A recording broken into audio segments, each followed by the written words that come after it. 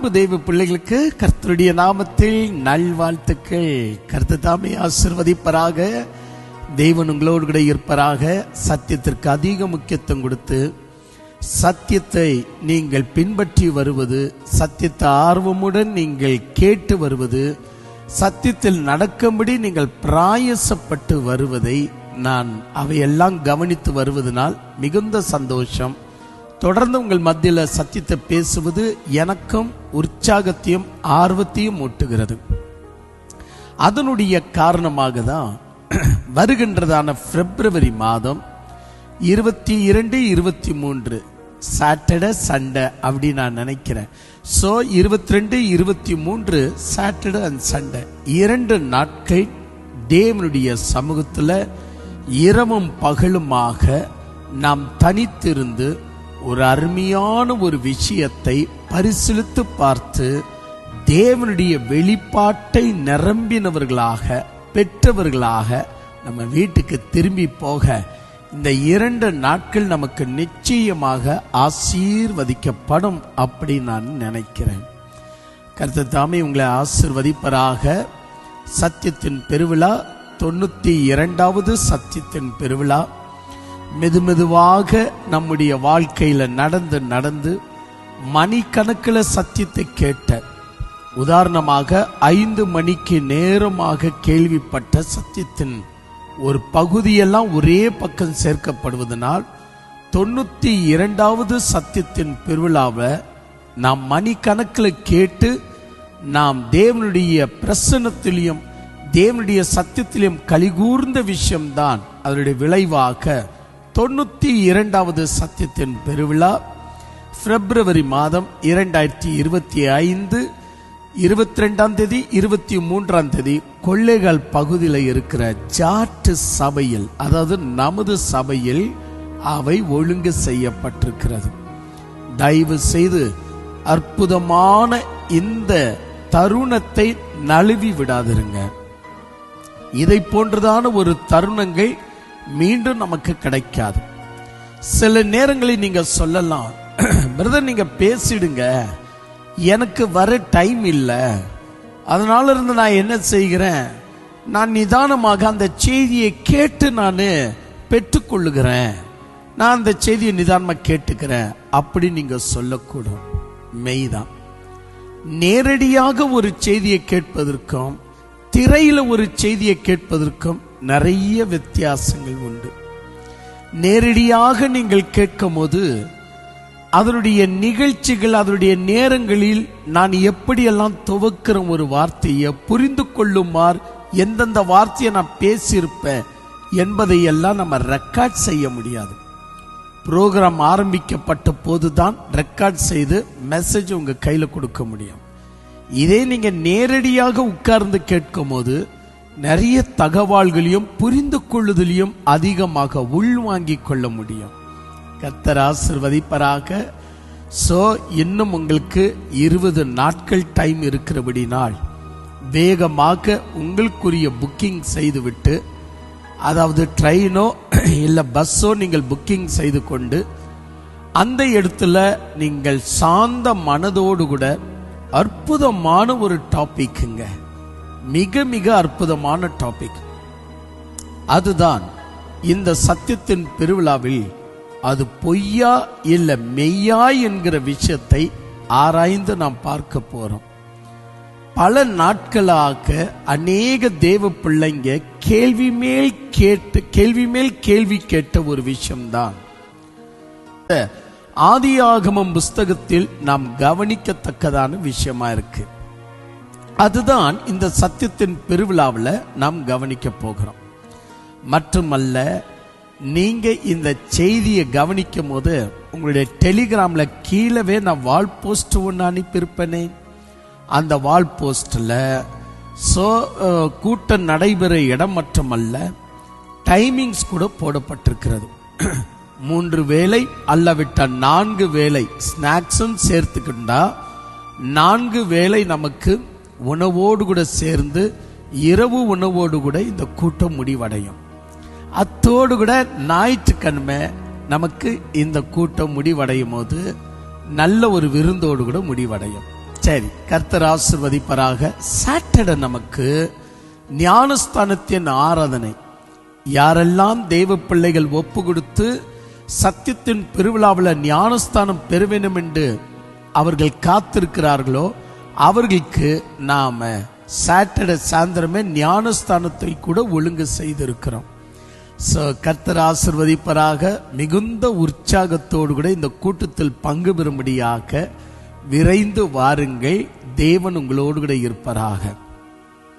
அது மட்டுமல்லாம ஞாயிற்றுக்கிழமை திருவிருந்தோடு கூட நம்ம இந்த கூட்டத்தை முடிப்பது நாள்.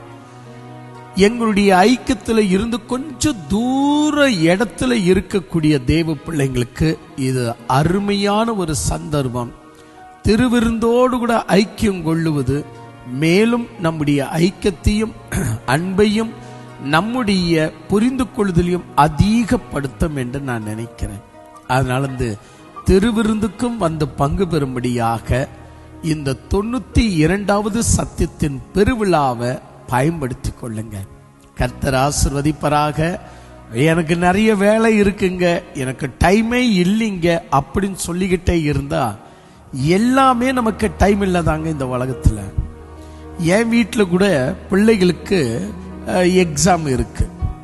அப்ப எக்ஸாம் இருக்கு அப்படின்னு சொல்லி நான் அவைகளெல்லாம் பார்த்து எனக்கு எப்ப டைம் இருக்கோ அப்ப வச்சிட்டு இருக்கிறானா? இல்லை. பிள்ளைங்க கூட சொல்றாங்க, ஐயோ எக்ஸாம் இருக்க இந்த நேரத்தில் வச்சிருக்கிறீங்களே அப்படின்னு. வேற வழி கிடையாது.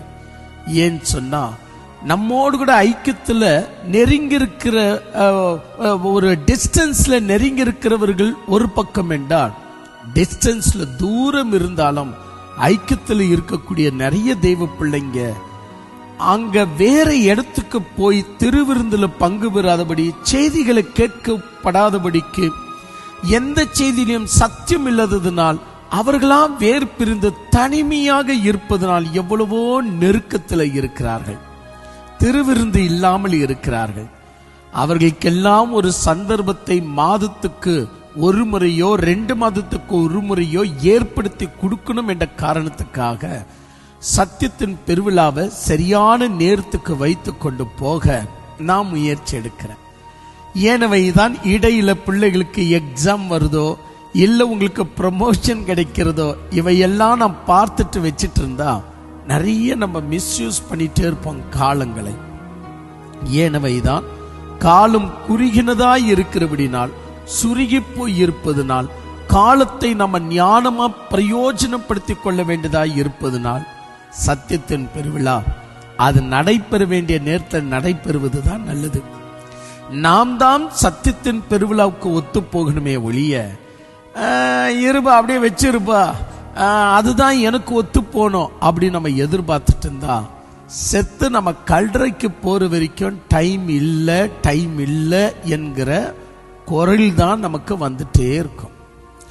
ஏனவைதான் டைமை நாம் தான் பிடிச்சு ஆளணுமே ஒழிய டைம் நம்ம உச்சித்து முடிய பிடிச்சு அதை ஆடக்கூடாது. நாம் தான் டைம்களை பயன்படுத்தி கொண்டு ஆளுகை செய்யணும். சரியா? கர்த்தர் ஆசீர்வதிப்பராக. 92வது சத்தியத்தின் பெருவிழாவில் என்ன டாபிக் அப்படி நீங்க கேட்டா திரையிலையோ அல்லவிட்டால் கீழே பேனர்லயோ நீங்கள் பார்த்திருக்க கூடும். நாம் மெய்யாகவே கடவுளாக மாறிவிட்டோமா? பிசாசு சொல்லுகிறான், இந்த கனியை புசித்த நாளில் நீங்கள் தேவனை போல மாறுவீர்கள்.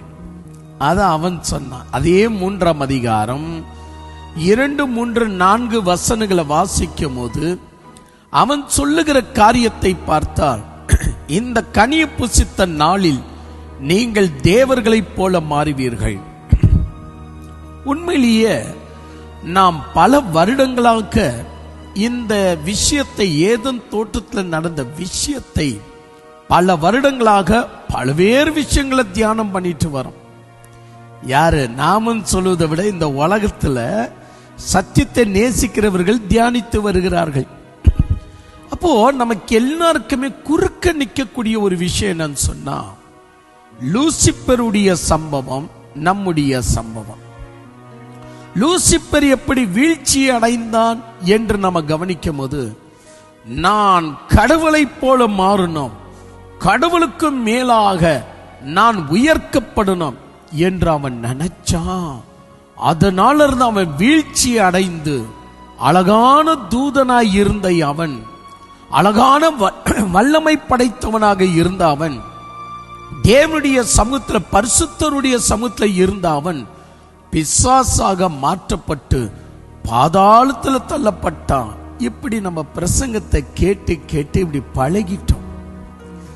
ஆனா நம்ம ஒரு விஷயத்தை சரியா நம்ம கவனிக்கல. ஒரு மாணவன் இருக்கிறான். அந்த மாணவன் உண்மையாகவே ஒரு நாள் மாணவனை பார்த்து ஆசிரியர் கேட்கிறார், நீ பெரியவனான பின்பு என்ன ஆக ஆசைப்படுற அப்படின்னு கேட்கும் போது அவன் சற்றும் தயங்காமல், உங்களை போல ஒரு டீச்சரா மாறணும் நான் ஆசைப்படுகிற அப்படின்னு சொன்னா எந்த ஒரு டீச்சர் அதை குறித்து சலித்துக் கொள்ளுவாங்க. என்னது, என்ன போல டீச்சரா மாறியா, எதிர்ச்சி நிலை பெஞ்சு மேல போனா வெளிய உன்னை கொன்னுடுவேன், இப்படி எல்லாம் மிரட்டுவாங்களா? ஆனால் ஒருவன் தான் தேவனுக்கும் மேலாக மாறணும் என்று ஒருவன் ஆசைப்படுகிறான். அது லூசிபர்னு வச்சுக்கோங்க.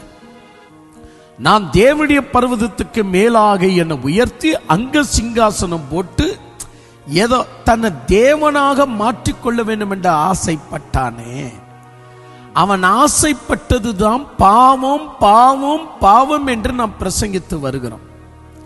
ஆனா நன்றாய் யோசித்து பார்த்தால் தேவன் உண்மையாகவே இந்த உலகத்தில் இருக்கிற அரசியல்வாதிகளை போல செயல்படுறாரா? ஏதோ நம்ம இரண்டு அரசியலை நம்ம கேள்விப்பட்டிருக்கிறோம். ஒன்று சர்வாதிகாரம் அரசியல், இன்னொன்று மக்கள் ஆட்சி. சர்வாதிகாரம் ஆட்சியில் ஒரு அரசன் தன்னை யாராவது வேறொருவன் தன்னை அரசன் என்று அழைத்துக் கொண்டால் உடனே பட்டயத்தை உருவி அவங்களை வெட்டிடுவார். என்னது, நான் அரசனா இருக்க நீ எப்படி அரசனா மாறுவ அப்படின்னு பட்டயத்தை உருவி வெட்டிடுவார். இது நம்ம சர்வாதிகார ஆட்சியில நிறைய வித்தியாசங்களை பார்த்திருக்கிறோம். ஒருபோதும் ஒரு ராஜாவை எதிர்க்க நம்மால முடியாது. ஏனவேதான் அக்காலத்தில் இருந்த ராஜர்கள் கடினமான சிக்ஷைகளை மக்களுக்கு கொடுத்து பயமுறுத்தி தன் கைக்கில வைத்துக் கொண்டிருப்பார்கள். யானையை மிதித்துக் கொள்ளுவார்கள், மலை உச்சிலிருந்து தள்ளி விடுவார்கள், கழுத்தை வெட்டி விடுவார்கள், கை காலை வெட்டி விடுவார்கள். அரசாங்கத்தை எதிர்க்கிற, அதுவும் என்ன எதிர்க்கிறியா, என்ன கொல்லும்படி வரியா, நான் இங்க அரசனா இருக்க உன்ன அரசன் என்று நீ அறிவித்துக் கொள்வியா என்கிற மதத்தில் கர்வத்தில் ஒரு அரசன் இன்னொருவனை அரசனாக அனுமதிக்கவே மாட்டான். அவனை கொன்னுடுவான்.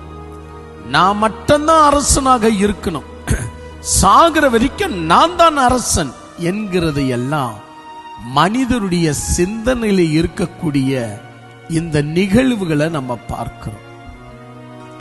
எனவேதான் இப்போ சர்வாதிகாரம் ஆட்சி கடந்து போய் இப்ப மக்களுடைய ஆட்சியில வந்திருக்கிறோம். மக்களுடைய ஆட்சியில கூட அரசியல இருக்கிறவர்கள் ஒருவருக்கொருவர்கள் கொன்று குவித்துக் கொள்ளுகிறார்கள், சதிகளை செய்கிறார்கள். நான் தான் கடைசி வரைக்கும் பிஎம் இருக்கணும், நான் தான் கடைசி வரைக்கும் சிஎம் இருக்கணும் என்கிற போட்டி பொறாமைகள் எழும்புவதனால் உள்ளத்துக்குள்ள ஒருத்தருக்கு ஒருத்தரை தீர்த்து கொண்டு விடுகிறார்கள். பார்த்தீர்களா? அப்போ இது மனித புத்தியில, மாம்சிக சிந்தையில நான் தான் ராஜா, நீ ராஜா இருக்க கூடாது, நான் ஒருவன் தான் ராஜாவாக இருக்கணும் என்று மனிதன் பதவியுடைய ஆசை இச்சையில கொலை குத்துகளை செய்கிறான். ஆனால் கடவுள் என்பவர் பரிசுத்தர். கடவுள் என்பவர் உண்மையா சொல்லப்போம் என்றா பாவத்தை செய்யாதவர், நீதிக்கு உள்பட்டவர், அநீதியை வெறுக்கக்கூடியவர், பொய்ய வெறுக்கக்கூடியவர், சத்தியத்தை விரும்பக்கூடியவர். ஏதோ ஒரு மனுஷன், யாரோ ஒரு தூதனோ இல்ல ஏதோ ஒரு மனுஷனோ ஆசைப்படுறான், என்னன்னு நானும் கடவுளை போல மாறணும் அப்படின்னு ஆசைப்படுறான்.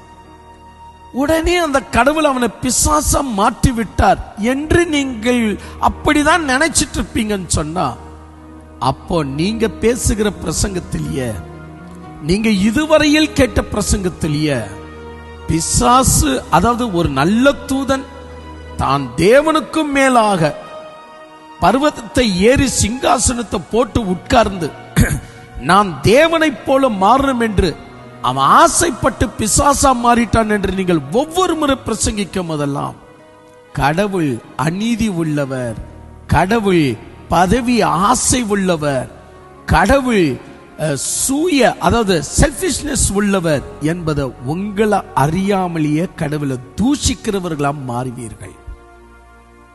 அங்க நடந்த சம்பவம் வேற. லூசிபர் தான் கடவுளா மாறினான் என்று உங்க ஊழியக்காரங்க தான் இப்படி பிரசங்கித்து செல்லுகிறார்கள். ஆனா அங்க நடந்த விஷயம் வேற. கடவுளுடைய விருப்பம் எப்படி இருக்குன்னு சொல்லுங்க பார்க்கலாம்.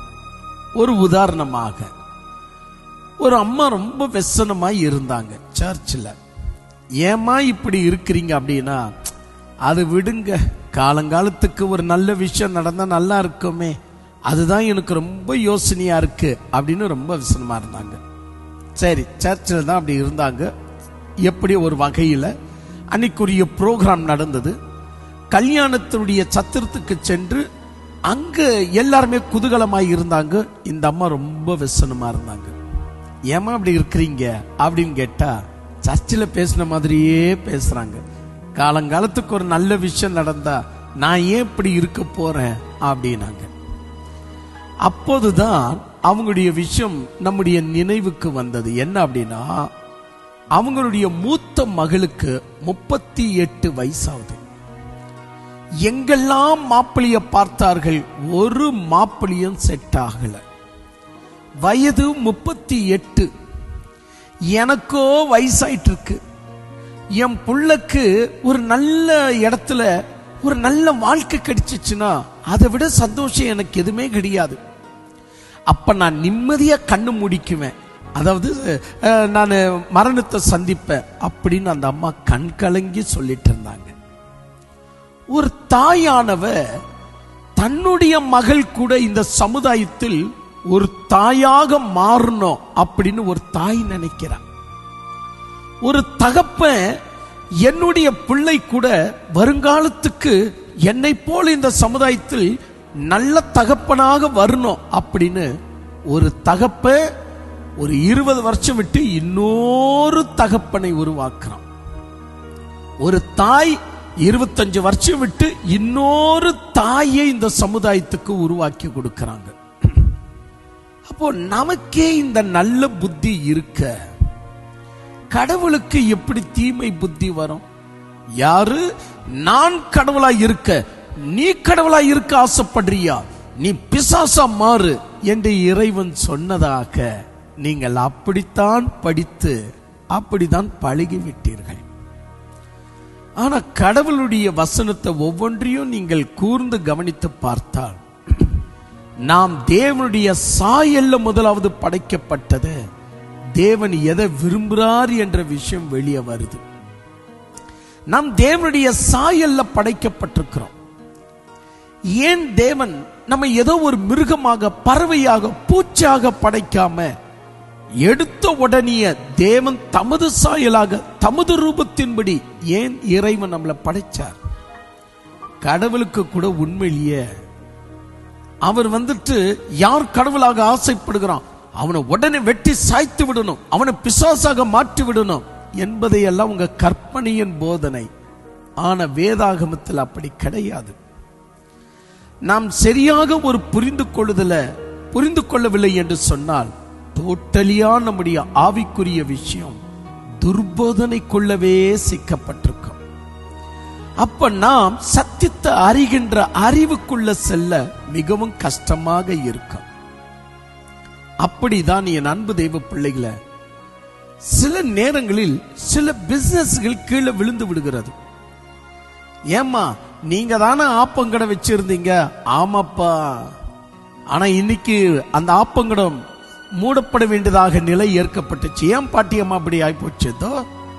எதிராப்புல அந்த சின்ன சிறுகி ஆப்பங்கடை வச்சு எல்லாரையும் தன் பக்கம் இழுத்துக்கிட்டா.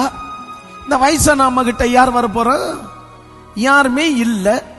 ஏன் பாட்டி, அந்த சின்ன சிறுகின்னு சொல்றீங்களே, அந்த சின்ன பொண்ணை விட நீங்க வயதுல எவ்வளவு மூத்தவங்க, உங்க ஆப்பத்துடைய டேஸ்ட காட்டுங்களேன், அப்ப ஜனங்க உங்க பக்கம் வருவாங்க, உங்களுக்கும் பிசினஸ் நடக்கும் இல்லையா அப்படின்னு சொன்னதுக்கு அந்த பாட்டி சொல்லுது, நான் ஏன்பா அந்த பொண்ணு மேல பொறாமப்படணும், அவளும் இந்த உலகத்துல வாழணும் இல்ல, அவ ஏதோ கொஞ்சம் அப்படி ஆப்பங்கடை வச்சா ஜனங்கள் எல்லாம் அந்த பக்கம் போயிட்டாங்க, நானும் இவ்வளவு வருஷம் ஆப்பங்கடை வச்சேன், இன்னுமா வச்சு சம்பாதிக்கணும்னு ஆசை, என் காலத்துக்கு நான் வாழ்ந்தேன், இப்போ அந்த சின்ன புள்ள ஒரு ஆப்பங்கடை வச்சிருக்குது, அவ காலத்துக்கு அவ வாழட்டுமே, அவளும் முன்னேறிட்டமே, நம்ம பேசாம வீட்டுக்கு போறதான் நல்லது, ஏதோ என்ன நம்பி ஒரு 2-3 கஸ்டமர் வராங்கன்னா அவங்களுக்கு மட்டும் கொடுத்தனா போதும், அவளை சின்ன காசை பார்த்தோமா வீட்டுக்கு கடந்து போனோமா, இதுதான்பா தம்பி என்னுடைய விருப்பம்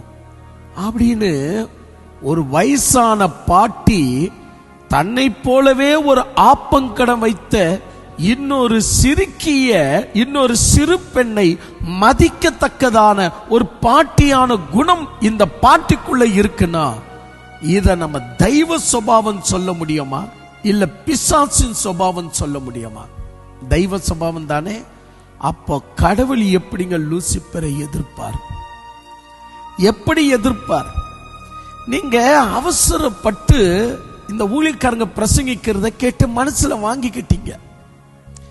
இப்போ நீங்க சத்தியத்தை கேட்கும் போது உங்களுக்கு ஆச்சரியமாகுது, ஆமா இல்ல, அப்ப கடவுள் உண்மையிலேயே பாவம் செய்யாதவர் சொன்னா அவர் எப்படி பொறாமைப்படுவார்? என்னது, என்ன போல நீயும் கடவுளா மாறிடுவியா அப்படின்னு சொன்னாலே பொறாமை என்ற பாவம் உள்ள வந்துச்சுன்னு அர்த்தம், எரிச்சல் என்ற பாவம் உள்ள வந்துச்சுன்னு அர்த்தம், எல்லாவற்றுக்கும் மேலாக தற்பெருமை என்ற பாவம் உள்ள வந்துச்சுன்னு அர்த்தம். யாருக்கு? லூசிப்பரை விட தேவனுக்குள்ள இருக்குன்னு அர்த்தம். ஆனா பைபிள் அவரை பரிசுத்தர் என்று சொல்லுகிறது. பைபிள் அவரை பாவத்தை பார்க்காத சுத்த கண்ணன் என்று சொல்லுகிறது. அப்படி என்றால் தேவன் தற்பெருமைக்கு அப்பாற்பட்டவர், தேவன் பெருமைக்கு அப்பாற்பட்டவர், தேவன் கோபத்திற்கு அப்பாற்பட்டவர். அப்படி என்றால் அவர் லூசிப்பர் மீது கோபம் பட சாத்தியமா, இல்ல லூசிப்பர் மீது பெருமைப்பட பொறாமைப்பட சாத்தியமா என்பது நீங்கள் ஒரு கணம் யோசித்து பார்த்தால் சாத்தியமே இல்லை. ஏன் சொன்னா அவர் கடவுள், அவரால் பாவத்தை செய்ய முடியாது, அவர் நீதிக்கு துணை போனவர், அவர் சத்தியத்திற்கு ஆதாரமாய் இருக்கக்கூடியவர், அவர் நியாயத்திற்கு பேர் பெற்றவர், அவரால் அநீதியையோ பாவத்தையோ அவரால் செய்ய முடியாது. அப்போ இறைவன் மெய்யாகவே லூசிப்பரிடத்துல தன் பெருமையை காட்டினாரா, லூசிப்பரிடத்துல தன்னுடைய சூய ஒரு என்ன சொல்லலாம் அந்த தற்பெருமையை காட்டினாரா, லூசிப்பரிடத்துல தன் எரிச்சலை காட்டினாரா, தன் கோபத்தை காட்டினாரா என்று நீங்கள் சிந்தித்து பார்த்தால், ஆமா லூசிப்பர் பிசாசா மாறிட்டான் அப்படின்னா தேவன் அவனை சிச்சித்தார் என்று நீங்க சொல்லிட்டா, அவர் உண்மையிலேயே லூசிப்பரை விட ஃபர்ஸ்ட் அவர் தான் பாவம் செய்தார் என்று அர்த்தமாகிவிடும். ஏனவைதான் அன்பு தெய்வ பிள்ளைகளை, பரிசுத்த வேதாகமத்தில் இறைவனுடைய விருப்பத்திலேயே மிக மிக பிரம்மாண்டமான ஒரு விருப்பம் எது அப்படின்னா, எல்லா மனிதர்கள் ரட்சிக்கப்படுவோம், சத்தியத்தை அறிகிற அறிவில் வளருவன் தேவன் சித்தமுள்ளவராய் இருக்கிறார் என்று சொல்லுவதுதான் இறைவனுடைய பிரம்மாண்டமான ஒரு சித்தமும் விருப்பமாய் இருக்கிறது. சரி, இது லூசிப்பருடைய விஷயம். லூசிப்பருடைய விஷயம் சொல்லிட்டீங்க. ஆனா ரொம்ப இன்ட்ரெஸ்டா இருக்கு, அப்ப ஏன் கடவுள் லூசிப்பரை தண்டிக்கணும் அப்படின்னு உங்களுக்கு கேட்க ஆசையா இருக்கலாம். ஏற்கனவே இந்த சத்திய வெளிப்பாட்டை நான் வெளியிட்டிருக்கிறேன்னு நான் நினைக்கிறேன். தயவு செய்து அதை வெளியிட்டிருக்கிற அந்த சத்திய வெளிப்பாட்டை அப்படின்னு நினைக்கிறேன். அது இருந்தால் நீங்கள் கேட்டு பயனடையுங்கள். அப்போ தேவன் உண்மையாகவே எவ்வளவு பரிசுத்தராய் இருக்கிறார், லூசிபர் பிசாசா மாறியதற்கு காரணம் தான் தேவனா மாறணும் என்ற ஆசை வைத்ததுனால அந்த அல்ல என்ற விஷயம் உங்களுக்கு வெளியே வரும். சரி, அது ஏற்கனவே வெளியிட்டு இருக்கிறதான ஒரு ஞாபகத்துல இந்த விஷயத்தை இத்துடன் விட்டு விடுகிறேன். இப்ப நீங்க 92வது சத்தியத்தின் பெருவிழாவில் நீங்கள் கவனிக்கக்கூடிய ஒரு சத்தியத்தினுடைய வெளிப்பாடு என்ன அப்படின்னா, பிசாசு ஏவாள் கிட்ட கேட்கிறான், என்னம்மா கடவுள் உண்மையாகவே இந்த தோட்டத்தில் உள்ள விருட்சத்தின் கனிகளை சாப்பிடக்கூடாதுன்னு சொன்னாரா? இந்த அம்மா சொல்லுது, அப்படியெல்லாம் ஆண்டவர் சொல்லல, தோட்டத்தில் உள்ள எல்லா கனிகளையும் சாப்பிடலாம், இதோ அந்த தோட்டத்தின் நடுவில் நன்மை தீமை அறியத்தக்க விருட்சத்தின் கனியை மட்டும் தான் சாப்பிடக்கூடாதுன்னு சொன்னாரு. இதெல்லாம் ஆதியாகமம் புஸ்தகம் 3ஆம் அதிகாரத்தில் இருக்கு. பிறகு 3-4 வசனத்தில் பிசாசு பேச்ச துவக்கிறான். ஏமா அந்த கனியை புசிக்க கூடாது என்று தேவன் ஏன் சொன்னார்? ஐயோ, அதுவாங்களா? அந்த கனியை புசித்த நாளில் நீங்கள் சாவீர்கள் என்று இறைவன் சொன்னார். எனவே அதை புசிக்கவும் கூடாது, தொடவும் கூடாது, பார்க்கவும் கூடாதுன்னு ஆண்டவர் சொல்லிட்டாருங்க அப்படின்னு இந்த அம்மா பிசாசு சொல்லுது. அப்ப பிசாசு சொல்றான், தேவன் அப்படி சொன்னது உண்டா? ஆனால் தேவனுக்கு தெரியும், இந்த கனியை புசித்தால் நீங்கள் தேவனை போல மாறுவீர்கள். பாருங்க, இந்த கனியை புசித்தால் நீங்கள் தேவனை போல மாறுவீர்கள் என்று தேவனுக்கே தெரியும் என்று இவன் சொல்லுகிறான். இந்த அம்மா இந்த விஷயத்தை கேட்ட உடனே, ஆஹா, நாமும் தேவனை போல மாற போகிறோமா? அப்படின்னா இது ரொம்ப சூப்பர் அப்படின்னு சொல்லி இந்த அம்மா என்ன பண்ணிட்டாங்க, ஏவாளு கனியை பார்ப்பதற்கு இன்பமாகவும் புசிக்கிறதற்கு ஆஹா மிக மிக அருமையாகவும் புத்தியை தெளிவிக்கிறதற்கு ஏற்புடையதாகவும் இருக்கிறது என்று 3 பாயிண்ட தனக்குள்ளவே சொல்லிக்கிட்டு அந்த சர்ப்பம் கொடுக்கக்கூடிய கனியை வாங்கி புசித்து தன் புருஷனுக்கும் கொடுத்த பின்பு தான் தெரிந்தது, சம்திங் தன் உடலை விட்டு ஏதோ நீங்கி போனது, சம்திங் நம்முடைய வாழ்க்கையை விட்டு ஏதோ நீங்கி போனது என்று கண்டுபிடிச்ச உடனே முதலாவது அவங்களுக்கு தெரிந்த விஷயம், ஐயோ நம்ம நிர்வாணமாய் இருக்கிறோம் என்று அறிந்து உடனே ஓடி போய் தங்களுக்கு தேவையான இலைகள் மூலியமாக உடைய உடுத்தி கொண்டு ஒளிஞ்சுக்கிட்டாங்க. அப்பொழுது தேவன் பகலின் குளிர்ச்சியான நேரத்தில், ஆதாம் ஆதாம் எங்க நீ இருக்கிறாய் என்று கேட்டுட்டு வந்தார். இப்ப இதற்கு மேல இந்த ஸ்டோரி சொல்லணுமா? சுருக்கமா என்னுடைய பாணியில் சொல்லிட்டு போட்டுமா? நீங்க வேதத்தை 3ஆம் அதிகாரத்தை திறந்து வச்சுட்டு மெதுவா அப்படியே பார்த்துட்டு வாங்க, நான் எதையும் மிஸ் பண்ணாம சொல்லிட்டு வரேன் அப்படின்னு உங்களுக்கு புரிய வரும். சரி, அப்போ ஆதாம் சொல்றார், தேவரீர் உம்முடைய சத்தத்தை கேட்டு பயந்து புதற்குள்ள நான் ஒளிஞ்சிருக்கிறேன், இந்த மரத்துக்கு பின்னாடி ஒளிஞ்சிருக்கிறேன்.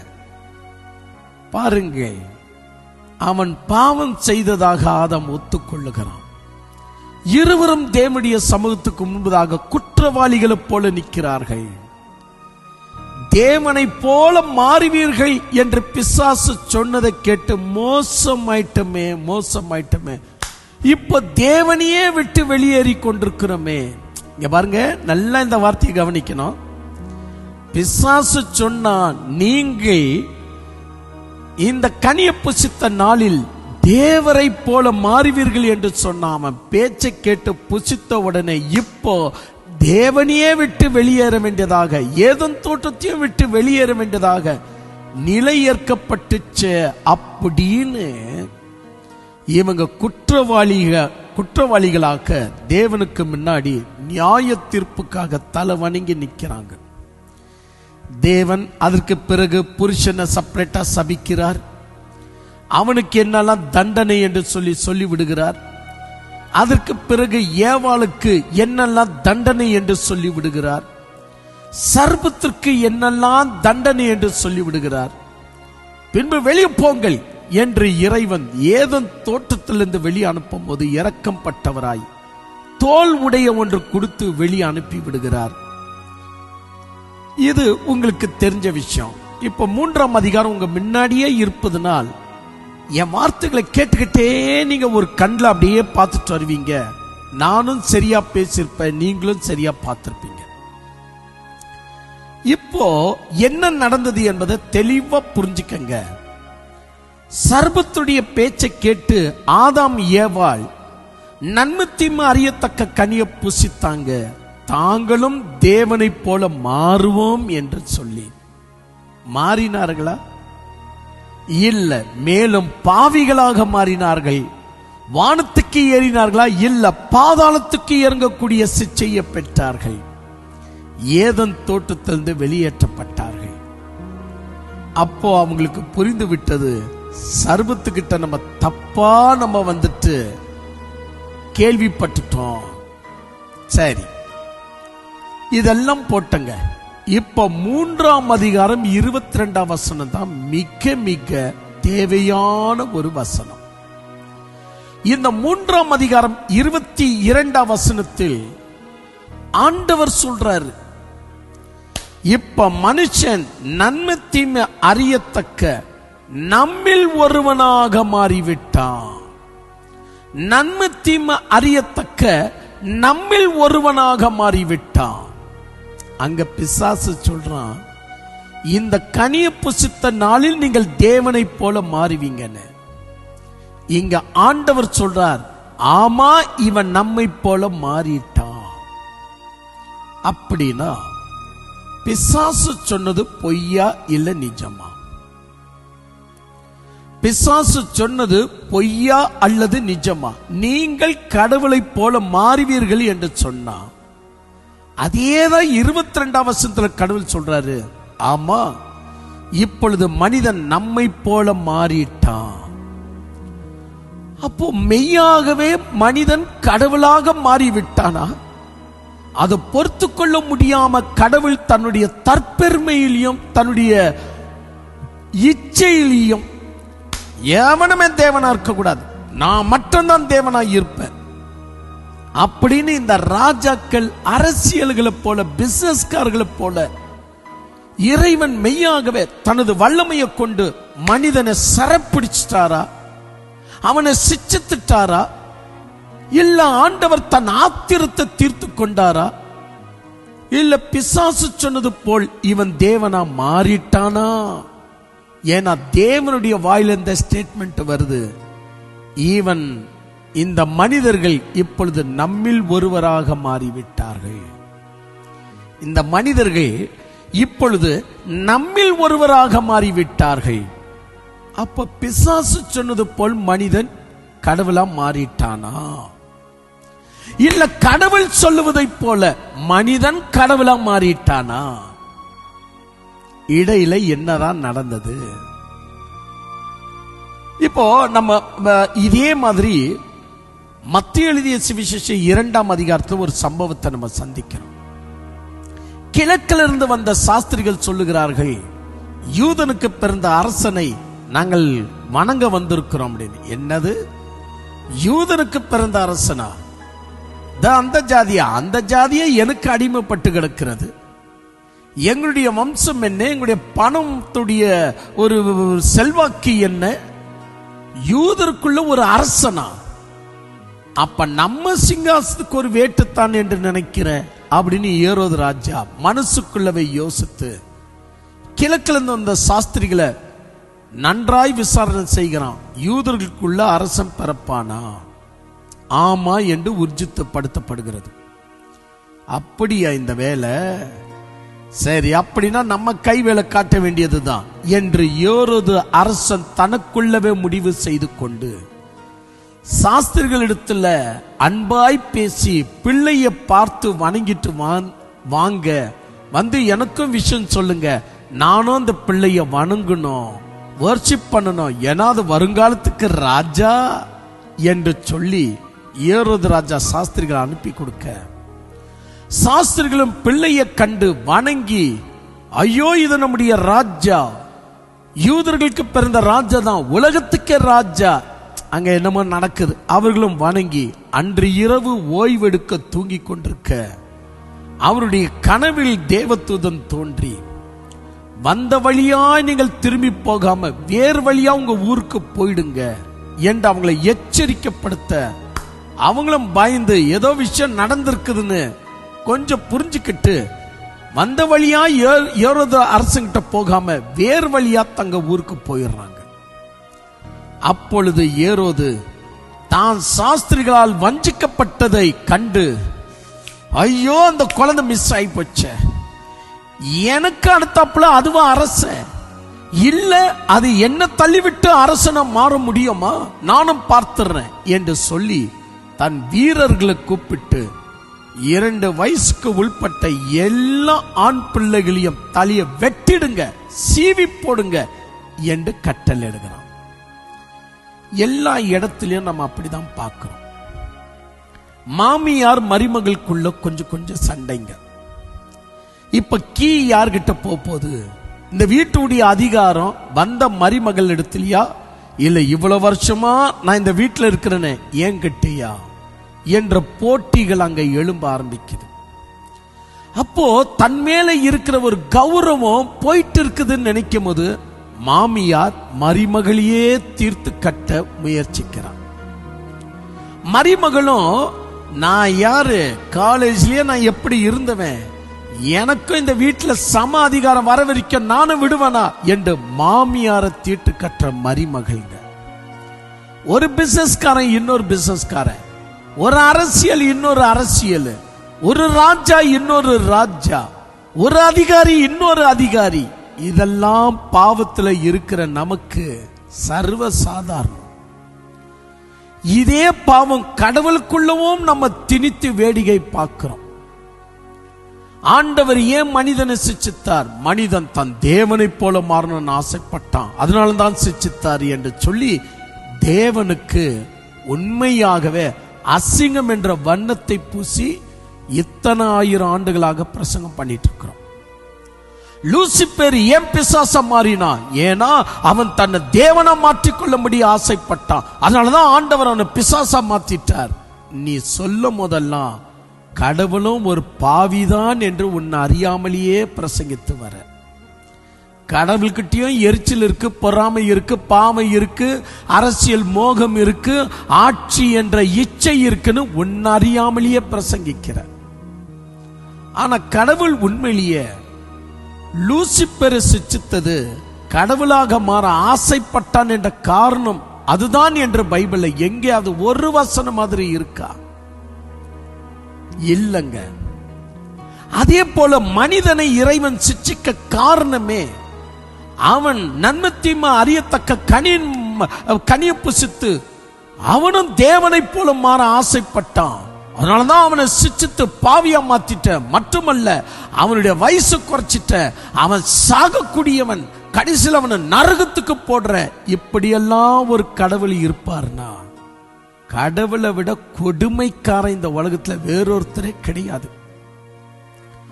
கடவுளை விட பாவி இந்த உலகத்துல வேற யாருமே இருக்க முடியாது.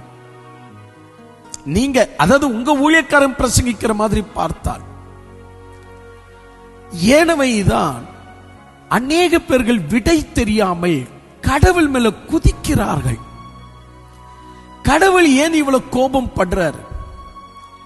ஒரு அரசாங்கம் கூட தப்பு செஞ்சிட்டா, அதிகபட்ச தப்பு செஞ்சிட்டா அதிகபட்ச தண்டனையாக தூக்கு மேடைக்கு கொண்டு போது எவ்வளவோ பரவாயில்ல.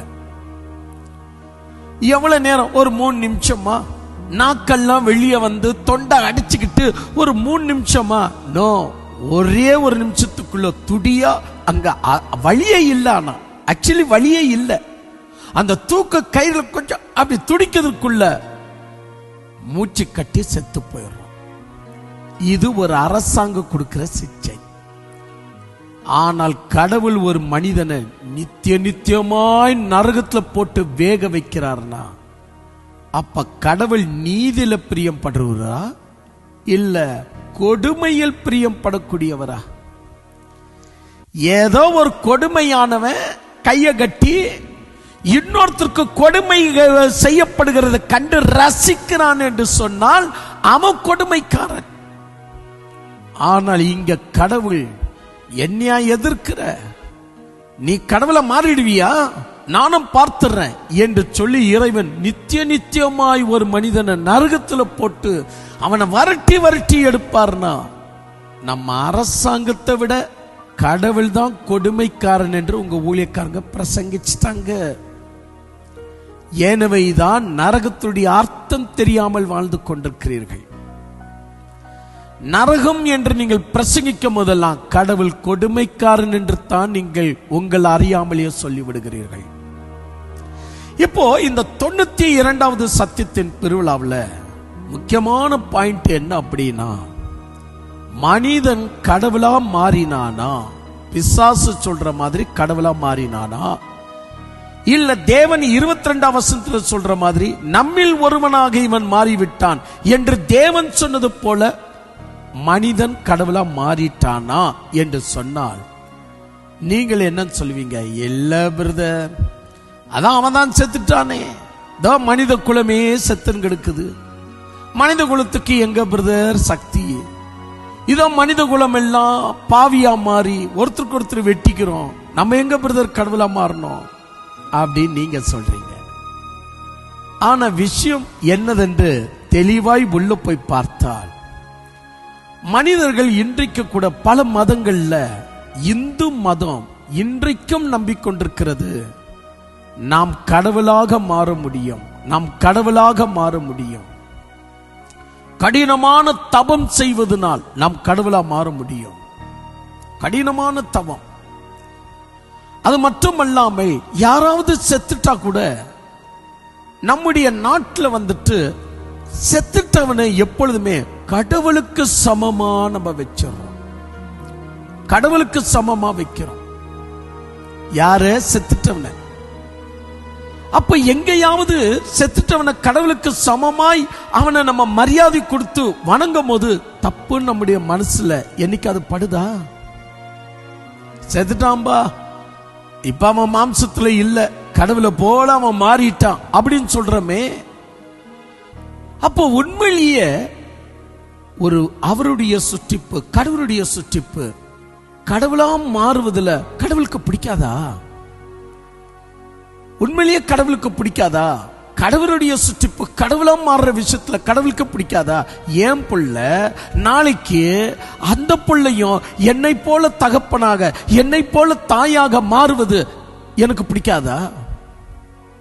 அதுவும் தாயா மாறணும், தகப்பனா மாறணும், சமுதாயத்தில் அதிகாரியா மாறணும், பிஎம்மா மாறணும், சிஎம்மா மாறணும், ஆட்சி வரணும், வேலை செய்யணும், என்னை போல அதுவும் இருக்கணும் அப்படின்னு இந்த உலகத்தில் இருக்கிற பெற்றோர்களே இவளை நினைக்கும் போது, கடவுள் அண்டையில நம்ம மனசுல கூட ஐயோ நான் கடவுளை போல மாறணும் சொன்ன உடனே இறைவன் நம்மளை பிசாசா மாத்தி நம்மளை நரகத்துல போட்டு காலங்காலத்துக்கு வேக வச்சு அவர் சிரித்து கொண்டு, ஆஹா இவன் நரகத்துல இருக்கிறான் பாரு, எப்படி வெந்து இருக்கிறான் பாரு, ஒரு தொட்டு தண்ணி இல்லாம எப்படி தவிக்கிறான் பாரு என்றெல்லாம் கடவுள் கொடுமையை கொடுக்கிறார் என்றால் கடவுளுடைய தர்மத்திற்கு இது ஏற்புடையதா?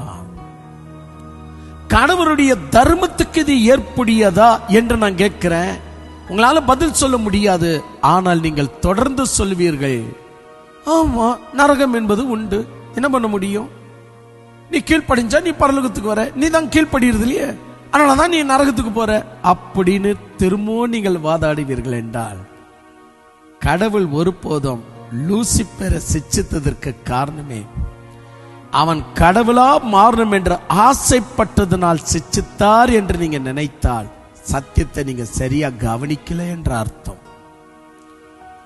மனிதனை இறைவன் சாகக்கூடியவனாக, நரகத்துக்கு பாத்திரமுள்ளவனாக, சிச்சிக்கக்கூடியவனாய் மனிதனை இறைவன் ஏற்படுத்தினதற்கு காரணம் அவனும் கடவுளை போல மாறணும்னு ஆசைப்பட்டான், அதனாலதான் இந்த அளவுக்கு சிச்சிக்கப்பட்டான் என்று நீங்க திரும்ப திரும்ப சொல்வீர்கள் என்றால் மீண்டும் நீங்கள் சத்தியத்தை சரியாக புரிந்து கொள்ளவில்லை என்ற அர்த்தம். ஏனவைதான் அன்பு தெய்வ பிள்ளைகளை, உலகத்திலேயே மிக மிக அற்புதமான ஒரு விஷயம் உண்மையை புரிந்து கொள்வதுதான். உலகத்துல உண்மையிலேயே ஒரு அருமையான ஒரு சிரிப்பு இருக்கு அப்படின்னு சொன்னா, யாரோ ஒருவன் செய்கிற காமெடிகளுக்கு, ஜோக்குங்களுக்கு சிரிக்கிற சிரிப்பை விட ஒரு மனிதன் உண்மையை புரிந்து கொண்டு, அடச்சே இவ்வளவு நாள் நான் தப்பா புரிஞ்சுக்கிட்டேனே அப்படின்னு அவன் மனசுல, நான் தப்பா புரிஞ்சுக்கிட்டேனே, இந்த விஷயம் இவ்வளவு உண்மையா இருக்க, இவ்வளவு சந்தோஷமா இருக்கு அப்படின்னு அவன் மனசுக்குள்ள வர அந்த உண்மையான சிரிப்பு தான் அவன் உடம்புக்கு புத்துணர்ச்சியை கொடுத்து அவனுடைய உடம்புக்கெல்லாம் ஆரோக்கியத்தை கொடுக்கக்கூடிய சிரிப்பு. ஆக்சுவலி இந்த சிரிப்பு தான். சும்மா ஏதோ காமெடியை பார்த்து ஒருத்தன் சரிங்கி விழுந்தா, அட நாயே எந்திரிச்சின்றா எருமை என்று இப்படி திட்டுவதனால் நீங்கள் விழுந்து விழுந்து சிரிப்பீர்கள் என்றால், இந்த சிரிப்பெல்லாம் உங்களுடைய மனதையோ உங்களுடைய நரம்புகளையோ தச்சைகளையோ பலப்படுத்தக்கூடியது அல்ல. ஒரு உண்மையை புரிந்து கொண்டு ஒரு ஸ்மைல் வருது பாருங்க, இவ்வளோ தப்பா புரிஞ்சுக்கிட்டேன், இன்னைக்கு இந்த உண்மை தெரிஞ்சு சந்தோஷமா இருக்குங்க, இந்த உண்மையை அறிய அறிய ரொம்ப சந்தோஷமா இருக்கு, நானும் கடவுளெல்லாம் தூஷித்துட்டேனே, நரக விஷயத்துல, பரலோக விஷயத்துல, லூசிபர் விஷயத்துல, மனிதனுடைய வீழ்ச்சி விஷயத்துல, ஆனா இப்ப இந்த உண்மையை புரிஞ்சுக்கிட்டு வெக்கமா இருக்கு, இவ்வளவு நாள் எப்படியோ போயிடுச்சு, ஆனா இன்னைக்கு தெரிஞ்சுக்கிட்ட இந்த சத்தியத்திற்காக நான் இறைவனை ஸ்தோத்தரிக்கிறேன்ற ஒரு மகிழ்ச்சி உருவாது பாருங்க. அந்த மகிழ்ச்சி தான், அந்த சிரிப்பு தான் ஒரு மனிதனுக்குள்ள புத்துணர்ச்சியும் ஆரோக்கியத்தையும், ஏன் நித்திய ஜீவனுக்கும் காரணத்தை அதுதான் உண்டாக்குகிறது. இப்பேரிப்பட்ட ஒரு விஷயம் இந்த சத்தியத்தின் 92வது சத்தியத்தின் பெருவிழாவில் உங்களுக்கு சொல்லப்படுகிறது என்றால், தயவு செய்து இந்த மாதிரி ஒரு தருணத்தை நழுவி விடாதிருங்கள்.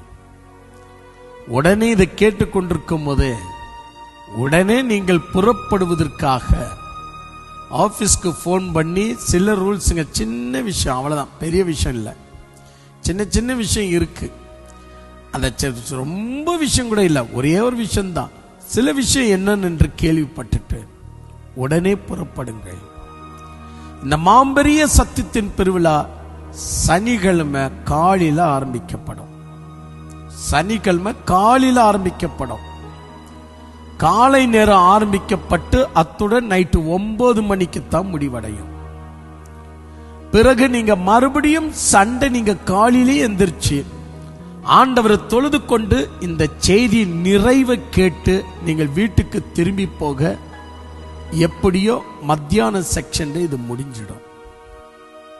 அற்புதமாய் சாட்டர்டே முழுக்கமாக, ஃப்ரைடே நைட் வரீங்களோ இல்ல சாட்டர்டே மார்னிங்கே வர போறீங்களோ உங்களை பொறுத்தது. ஆனா நான் ஃப்ரைடே நைட்டே ஒரு செக்ஷன் ஆரம்பிக்கிறேன். வந்த அந்த போக்குல அன்று இரவு ஒரு ஜெபத்தோடு கூட இந்த விஷயத்தை பரிசீலித்து பார்க்கும்படியாக ஃப்ரைடே நைட்டை ஆரம்பிக்கிறேன். நீங்கள் ஃப்ரைடே நைட் வரீங்களோ இல்ல சாட்டர்டே காலையில வரீங்களோ, எப்படி இருந்தாலும் சரிதாங்க. அன்பு தெய்வ பிள்ளைகளை, இந்த அற்புதமான இந்த சத்தியத்தின் பெருவிழாவுடைய இந்த நாட்களை நழுவி விடாதிருங்கள். நம்ம வாழ்க்கையில இருக்கிற சின்ன சின்ன விஷயம்தான், ரொம்ப சின்ன விஷயம் சொல்லுவான். அந்த சின்ன விஷயம் புரியாததுனால், தெரியாததுனால், பார்க்காததுனால் எவ்வளவோ பெரிய விளைவுகள் நம்முடைய வாழ்க்கையில நடந்து விடுகிறது. சின்ன விஷயம்தான், ஆனா அதை நம்மளால புரிஞ்சிக்க முடியல. சின்ன விஷயம்தான், அதை நம்மளால தெரிஞ்சுக்கல. சின்ன விஷயம்தான், அதை நம்ம பார்க்கல. அந்த சின்ன விஷயம் எவ்வளவு பெரிய விளைவுகளை ஏற்படுத்துகிறது. பழமொழிவன் சொல்லுவாங்களே, கவனிக்கப்படாத சின்ன பொத்துழுதான் மாம்பெரிய கப்பலியே சமுதிரத்துக்குள்ள மூழ்கடிச்சிடும் அப்படின்னு.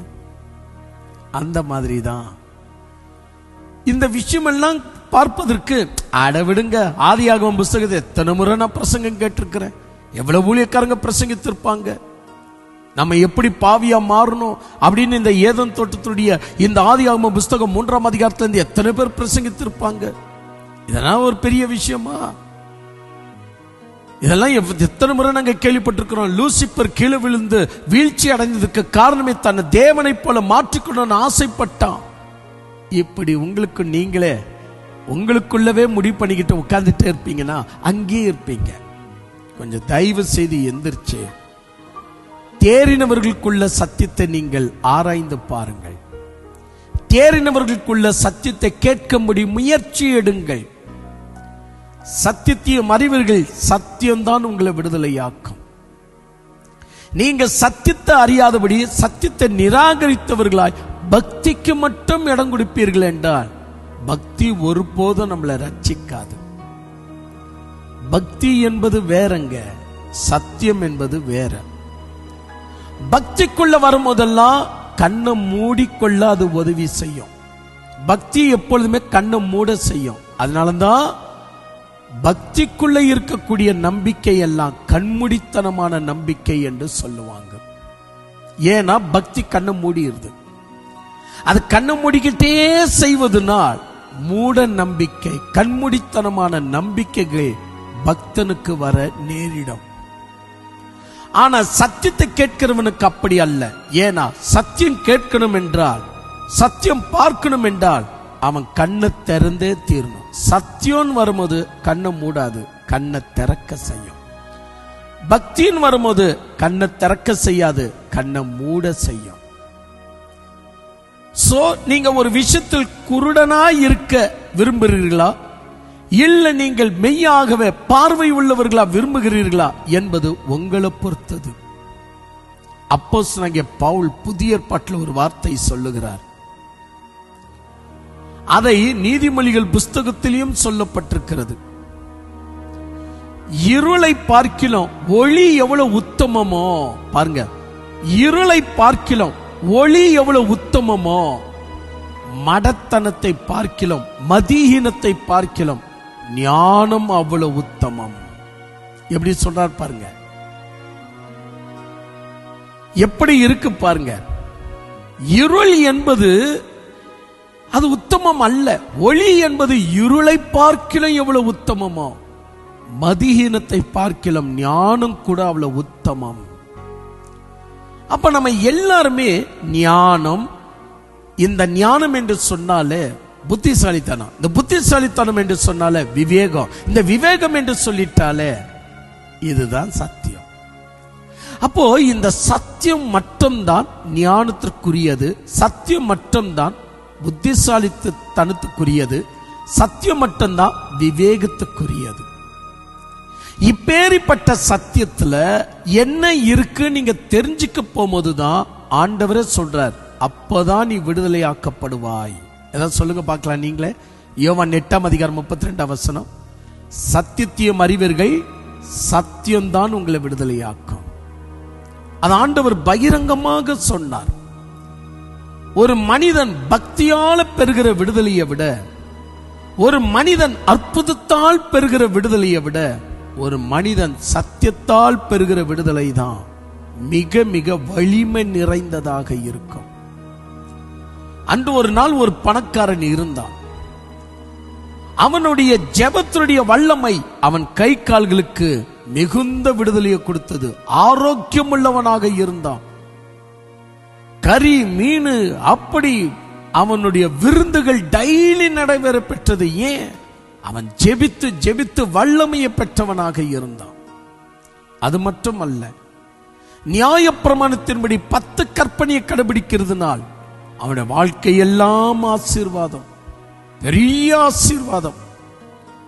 ஏனவைதான் மதத்திற்குள்ள விடுதலையை பெற்றான், ஜெபத்திற்குள்ள விடுதலையை பெற்றான், தேவனுக்கு செலுத்தக்கூடிய பக்தியில விடுதலை பெற்றான், சம்பிரமாய் வாழ்ந்தான், சுகமாய் வாழ்ந்தான், நல்லா இருந்தான்.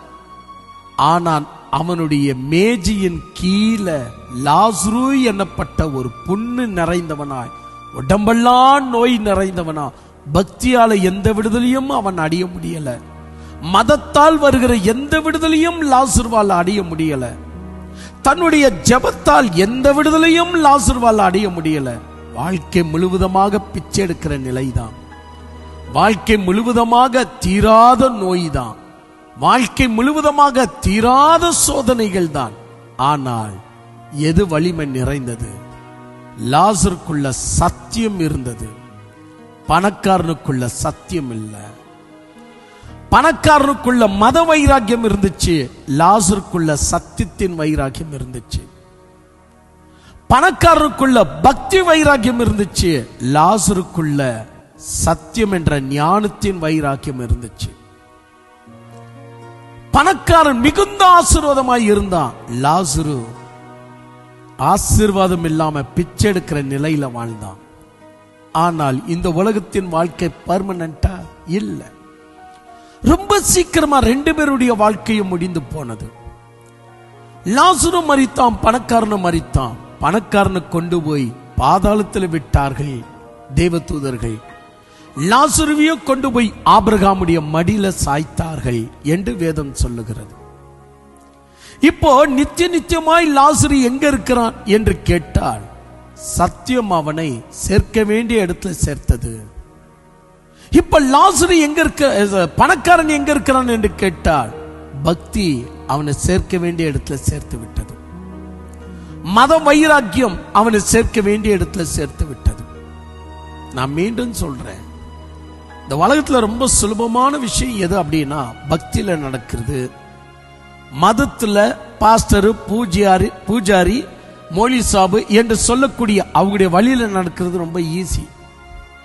ஆனால் ஒரு மனிதன் சூயமாக சிந்தித்து சத்தியத்தை கண்டுபிடிச்சு சத்தியத்தில் நடப்பது என்பது ரொம்ப கஷ்டம்.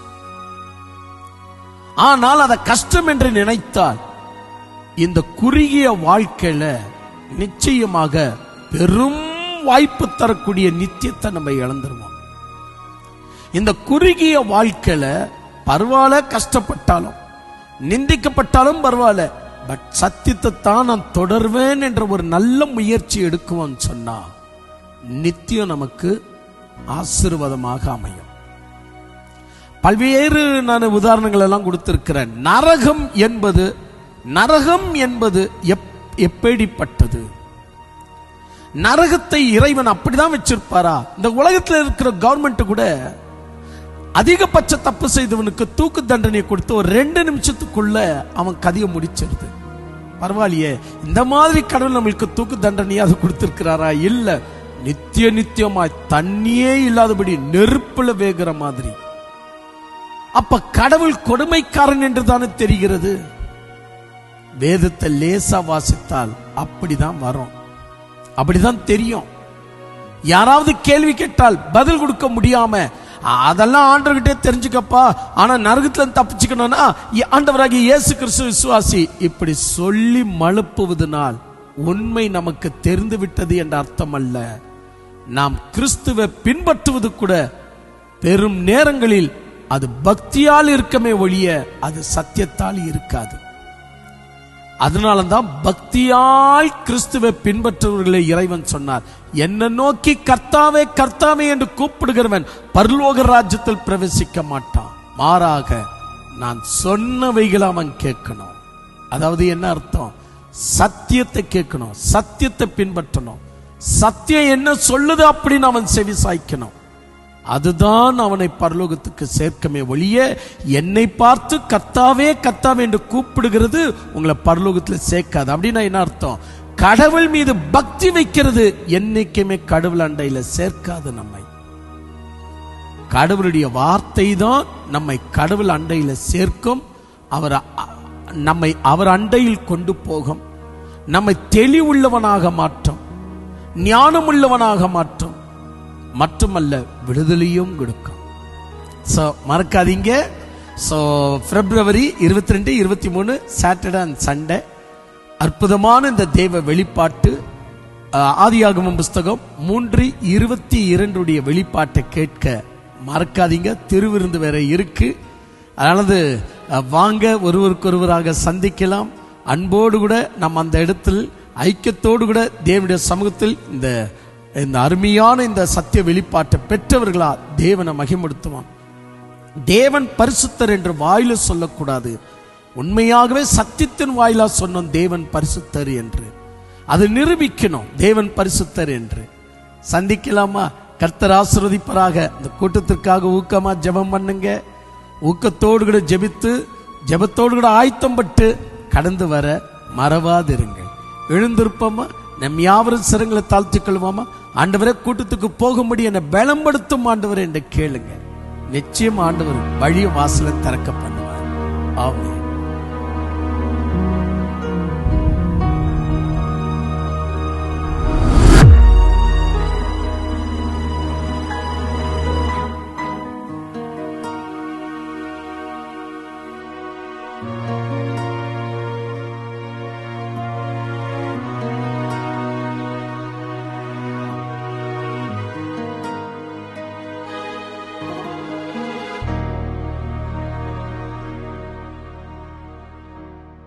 அன்பான தெய்வ ஜனங்களுக்கு கர்த்தருடைய நாமத்தில் நல்வாழ்த்துக்கள். இப்பொழுது நீங்கள் கேட்ட இந்த சத்தியத்தை போலவே பல 1000 ஆண்டுகளாக பேசப்படாமல் புதைக்கப்பட்ட இருக்கிற ரகசியங்களை நமது சகோதரர் F. ஜோயல் டேவிட் அவர்கள் மிக அழகாக சத்தியத்தை சத்தியவர்ணமாகவே கொடுத்துள்ளார். நமது ஊழியக்காரர் கொடுக்கின்ற ஒவ்வொரு செய்தியும் நம்மை தேவனிடத்தில் கிட்டு சேரத்தக்கது. அது மட்டுமல்லாமல் நாம் சத்தியத்தின் பாதையில் நடக்கவும் நமது வாழ்க்கையை தேவனிடத்தில் சீர்திருத்திக் கொள்ளவும் ஒரு ஒளியாக உள்ளது. இந்த செய்திகள் நமக்கு மட்டும் பயன் அளிக்காமல் உலகத்தில் பல்வேறு நாடுகளுக்கு சார்ந்தவர்களுக்கும் பயன் அளித்துக் கொண்டு வருகிறது. இது மட்டும் அல்லாமல் அநேக தேசங்களில் இருக்கிற தேவ மக்கள் நம் சத்திய வெளிப்பாடுகளை வாட்ஸ்அப், FM, CD மற்றும் யூடியூப் மூலமாக கேட்டு பயன்படுத்தி வருகிறார்கள். இந்த செய்திகள் டச், சிங்களம், நெதர்லாண்ட்ஸ், போர்ச்சுகீஸ் மற்றும் ஆங்கிலத்தில் மொழிபெயர்க்கப்பட்டு அவர்களுக்கும் இந்த சத்திய வெளிப்பாடுகள் உபயோகமாக உள்ளது. மற்றும் நம் ஊழியர் பேசியிருக்கிற சில செய்திகளில் 583 மணி நேரமும், நம் ஊழியர் பேசியிருக்கிற சில செய்திகள் 582 மணி நேரமும், இன்னும் சில செய்திகள் 583 மணி நேரமும், இன்னும் சில செய்திகள் 980 மணி நேரமும், இன்னும் சில செய்திகள் 1760 மணி நேரமும், இன்னும் வேறு செய்திகள் 1500 மணி நேரமும், மொத்தமாக 5412 மணி நேரம் தக்கதாக செய்திகள் உள்ளது. கூடுதலாக 35,000 மணி நேரம் பேசியுள்ள மிக பிரம்மாண்டமான செய்தி நமது இடத்தில் உள்ளது. இந்த செய்திகள் கேட்க வேண்டும் என்று ஆர்வத்தோடு இருக்கிற தேவ பிள்ளைகள் நம் சந்தாதார் மூலியமாக நீங்கள் கேட்டு பயன் அடைந்து கொள்ளலாம். இந்த செய்திகளை நீங்கள் பெற்று பயனடைய சந்தாதர் பகுதியில் இணைந்து கொள்ளுங்கள். சந்தாதர் பகுதி என்பது அரைமணிக்கான செய்தி ஆகும். இந்த செய்திகளை நாங்கள் தினம்தோறும் கேட்டு மிகுந்த பயனடைகிறோம். சந்தாதர் செய்திகள் என்பது அரை மணிக்குண்டான செய்திகள். இந்த செய்திகள் மூலமாக நாங்கள் மிகுந்த பிரயோஜனம் அடைந்து வருகிறோம். இந்த செய்திகள் பல புத்தகங்களுக்கு சமமாக உள்ளது. இவ்வகையான செய்தியை நீங்கள் வாழ்க்கையில் ஒரு முறையாவது கேட்க வேண்டும் என்று அன்போடு கேட்டுக்கொள்கிறோம். நாங்கள் உங்களுக்கு தனிப்பட்ட விதத்தில் வாட்ஸ்அப்பிலோ, டெலிகிராமிலோ அல்லது வேறொரு தனிப்பட்ட ஆப்பிலோ நாங்கள் உங்களுக்கு மட்டுமே அனுப்பி கொடுக்கின்ற இந்த சத்திய வெளிப்பாடுகளை நீங்கள் கேட்டு சத்தியத்தில் வளர்ந்து வருவது எங்களுக்கு மிகவும் சந்தோஷமாக உள்ளது. பிரியமானவர்களே, கர்த்தருடைய நாமத்திலே உங்களுக்கு நல்வாழ்த்துக்கள். பிரியமான சகோதர சகோதரிகளே, சத்தியத்துக்காகவும் சத்தியத்திலும் நீங்கள் உறுதியாய் இருப்பது எங்களுக்கு மிகவும் மகிழ்ச்சியாய் உள்ளது. நாங்கள் உங்களுக்கு தனிப்பட்ட விதத்தில் வாட்ஸ்அப்பிலோ, டெலிகிராமிலோ அல்லது வேற ஒரு சோஷியல் மீடியா மூலியமாகவோ உங்களுக்கு மட்டுமே அனுப்பி கொடுக்கின்ற செய்திகளை நீங்கள் கேட்டு பயனடைந்து வருவது எங்களுக்கு மிகவும் மகிழ்ச்சியாய் உள்ளது. ஆனால் நீங்கள் வீட்டில் சும்மா இருக்கும்போதோ அல்லது டிராவலில் இருக்கும்போதோ ஒரு முறை அல்ல ஒவ்வொரு முறையும் யூடியூபுக்கு சென்று அங்கே நீங்கள் செய்திகளை கேட்கும்போது, நீங்கள் லைக் கொடுத்து சப்ஸ்கிரைப் செய்யும்போது சத்தியத்துக்குரிய புதிய அப்டேட்கள் உங்களுக்கு அறிவிக்கப்படும். தினந்தோறும் கேட்கப்படுகிறதான ஒவ்வொரு சத்திய வெளிப்பாடுகளை சந்தாதார பகுதியில் கேட்பது மாற்றமல்லாமல் யூடியூபில் சென்று லைக் பண்ணுங்க, சப்ஸ்கிரைப் பண்ணுங்க. இப்படிப்பட்ட சத்திய வெளிப்பாட்டு கேட்க மிஸ் பண்ணாதே இருங்கள். இப்படியாக இந்த சத்திய வெளிப்பாடை கேட்க வேண்டும் என்று ஆர்வத்தோடு இருக்கிற தேவ பிள்ளைகள் நம் ஸ்கிரீன்ல வருகின்ற நம்பர்களுக்கு தொடர்பு கொள்ளுங்கள். நம்பர் 9880510712 மற்றும் 6360697395. இந்த நம்பர்களுக்கு தொடர்பு கொள்ளுங்கள். தேங்க்யூ. Praise the Lord.